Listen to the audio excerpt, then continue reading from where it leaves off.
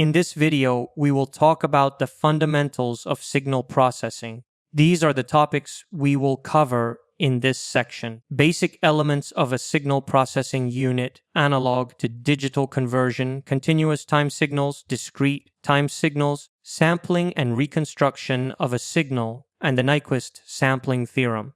In the basic elements of a signal processing unit, we will discuss the main building blocks of a signal processing system.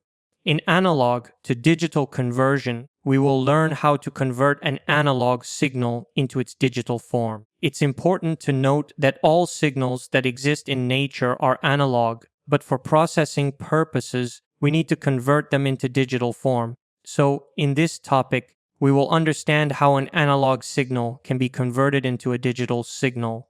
Next, we will study fundamental continuous time signals. There are many continuous signals that exist, but in this section, we will focus on those that are essential for understanding signal processing. Similarly, for discrete time signals, we will study only the fundamental signals that are important for this course.